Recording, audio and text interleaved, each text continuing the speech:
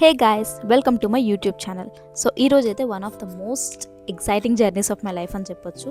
Because మేము Hyderabad international ఎయిర్పోర్ట్లో ఉన్నాం and we are going to South Korea. And in between మాకు లేఓవర్ అయితే హాంకాంగ్లో ఉన్నది. సో మాకు ఫ్లైట్ 2:40కి ఉంది. సో మేము 10:30కి ఎయిర్పోర్ట్కి అయితే స్టార్ట్ అయిపోయి 11:15 వరకు అయితే మేము ఎయిర్పోర్ట్కి అయితే మేము రీచ్ అయిపోయాం. ఇండియా నుంచి డైరెక్ట్ ఫ్లైట్స్ అయితే ఓన్లీ ఢిల్లీ నుంచి మాత్రమే ఉన్నాయి.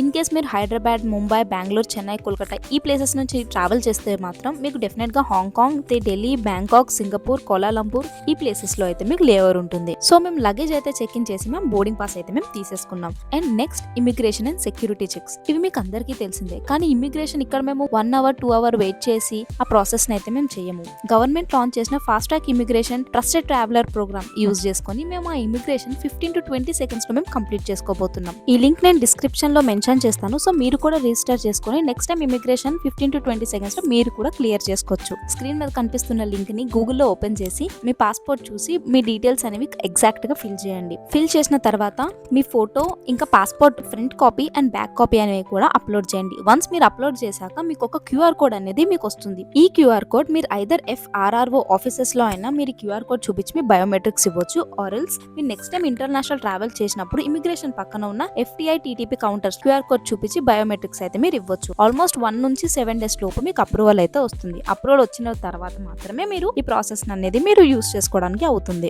సో మా ఇమిగ్రేషన్ అయితే అయిపోయింది అండ్ 1 hour ఉంది మా ఫ్లైట్ కి. అండ్ మేము మోస్ట్లీ నైట్ జర్నీస్ అయితే మేము ప్రిఫర్ చేస్తాము. బికాస్ క్రౌడ్ అయితే ఎయిర్పోర్ట్ లో కొంచెం తక్కువ ఉంటుందని ప్రిఫర్ చేస్తాం. మా ఫ్లైట్ అయితే 2:40 AM కి ఉంది అండ్ మేము క్యాథీ పెసిఫిక్ ఎయిర్లైన్స్ నుంచి అయితే మేము ట్రావెల్ చేస్తున్నాం.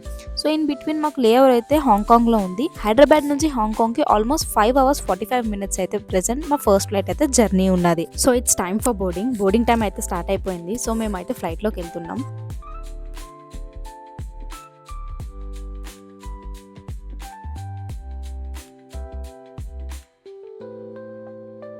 సో ఎంటర్ అవ్వగానే అయితే ఫస్ట్ అయితే ఇక్కడ కొంచెం బిజినెస్ క్లాస్ సీట్స్ అయితే ఉన్నాయి అండ్ చాలా బాగున్నాయి. ఎప్పుడైనా ఒకసారి డెఫినెట్గా ట్రావెల్ చేయాలి.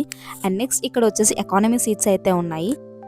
నేను ఎప్పుడు ఎక్కడికి ట్రావెల్ చేసినా నేను డెఫినెట్గా విండో సీట్ మాత్రమే బుక్ చేసుకుంటా. క్యాథీ పెసిఫిక్ ఎయిర్లైన్స్ లో ఎంటర్టైన్మెంట్ కోసం స్క్రీన్స్ కూడా ఉన్నాయి అండ్ వీళ్ళు పిల్లోస్, బ్లాంకెట్స్, వాటర్ బాటిల్ కూడా ప్రొవైడ్ చేస్తున్నారు. అండ్ వీటితో పాటు వీళ్ళు హెడ్ ఫోన్స్ కూడా ప్రొవైడ్ చేస్తున్నారు. సో నేనైతే ఒక మూవీ పెట్టుకొని చూసి టైం పాస్ అయితే చేసా. అండ్ ఫైనలీ మన ఫ్లైట్ అయితే టేక్ ఆఫ్ అయింది. నాకు ఇట్లా మూవీస్ కన్నా ఇట్లా మ్యాప్స్ చూడడం అంటే నాకు చాలా ఇంట్రెస్ట్ యాక్చువల్ గా. సో నేను ఎవ్రీ ½ an hour కి ఇట్లా నేను చెక్ చేస్తూ ఉంటా. అండ్ మనం almost half the way reach అయ్యాం.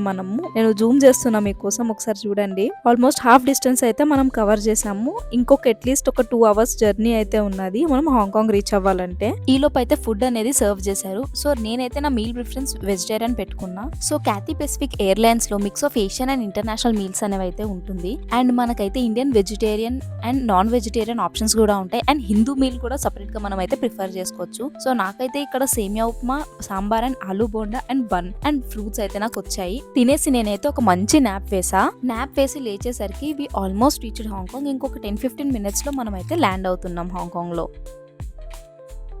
Welcome to Hong Kong. So Hong Kong అయితే రీచ్ అయిపోయాను. సో ఇక్కడ టైం ఇప్పుడు 10:30 అయింది అండ్ నెక్స్ట్ ఫ్లైట్ మళ్ళీ 2:25 కి ఉంది. సో ఈ లోపు మళ్ళీ సెక్యూరిటీ చెక్ అయితే చేసుకొని బోర్డింగ్ గేట్ దగ్గర అయితే వెయిట్ చేయాలి. అండ్ ఈ గ్యాప్ లో నాకు కొన్ని హాంకాంగ్ ఎయిర్పోర్ట్ గురించి ఇంట్రెస్టింగ్ ఫ్యాక్ట్స్ అయితే నాకు తెలిసాయి. సో హాంకాంగ్ ఎయిర్పోర్ట్ అయితే ఒక ఆర్టిఫిషియల్ ఐలాండ్ మీద అయితే బిల్డ్ చేశారు. అండ్ ఇది ద లెజెండరీ కాయతక్ ఎయిర్పోర్ట్ ని రీప్లేస్ చేసింది. అండ్ ఇది one of the most busiest cargo airports. ఇందులో ఆల్మోస్ట్ 530 గేట్స్ ఉన్నాయి అండ్ ఇందులో 3 జెయింట్ రన్వేస్ ఉన్నాయి. అండ్ హాంకాంగ్ ఎయిర్పోర్ట్ అనేది ఆల్మోస్ట్ 200+ డెస్టినేషన్స్ కి కనెక్ట్ అయ్యి ఉంది. హాంకాంగ్ ఎయిర్పోర్ట్ రూఫ్ అనేది ఒక ఎయిర్ప్లేన్ వింగ్ లా ఉంటది. అదొక షాపింగ్ మాల్ కూడా. సో 1 gate నుంచి దూరంగా ఉన్న గేట్స్ కి పీపుల్ ట్రాన్స్ఫర్ అవ్వడానికి ఆటోమేటెడ్ పీపుల్ మూవింగ్ వాక్వేస్ ఇంకా షటిల్ బగ్గీస్ అనేవి ఉన్నాయి. And also midfield course design అంటే underground trains and bridges, smart gate assignment ఇవన్నీ కూడా ఉన్నాయి. సో టిపికల్ గా ట్రాన్స్ఫర్ టైం అనేది దగ్గర ఉన్న గేట్స్ కి 5 to 10 minutes, cross course transfer అయితే 15 to 20 minutes, ఇంకా దూరం ఉన్న గేట్స్ కి అయితే 30+ minutes అయితే పడుతుంది. సో ఇదిలా ఉండగా మా హాంకాంగ్ టు సౌత్ కొరియాకి ఫ్లైట్ టైం అయితే అయ్యింది.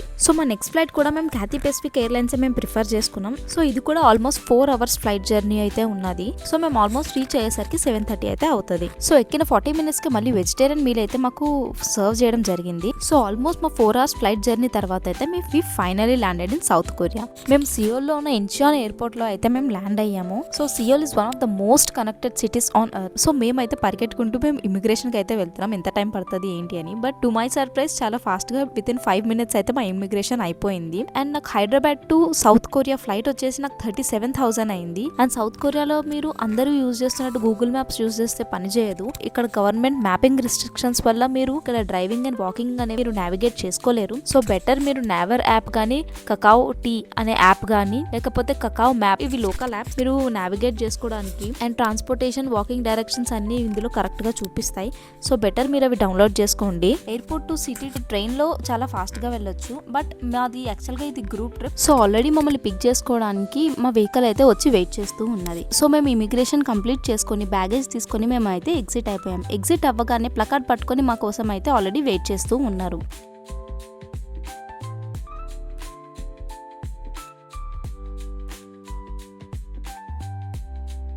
మీరు చూస్తున్నారు కదా వెహికల్ని, ఈ వెహికల్ అయితే మమ్మల్ని పిక్ చేసుకోవడానికి వచ్చింది. సో ఇట్లాంటివి 2 vehicles అయితే పంపించారు. బికాస్ మేము ఆల్మోస్ట్ ఒక గ్రూప్ ఆఫ్ 10 people ఉన్నాం. సో మా డ్రైవర్ అయితే మొత్తం లగేజ్ మొత్తం లోడ్ చేసేసాడు అందరివి. లోడ్ చేసాక మేమైతే హోటల్ కి అయితే మేము వెళ్తున్నాం. అండ్ సిటీ చూసారా, నైట్ లైఫ్ అయితే చాలా అంటే చాలా ఇంట్రెస్టింగ్ గా ఉన్నట్టు అనిపిస్తుంది. మీరు నా నెక్స్ట్ వీడియోస్ అయితే డెఫినెట్ గా మీరు సబ్స్క్రైబ్ చేసుకొని వాచ్ చేయండి. సౌత్ కొరియా నైట్ లైఫ్ ఎలా ఉండబోతుంది, ప్లేసెస్ ఎలా ఉండబోతున్నాయి, అండ్ కొన్ని హిస్టారికల్ ప్లేసెస్ కూడా నేను చూపించబోతున్నా.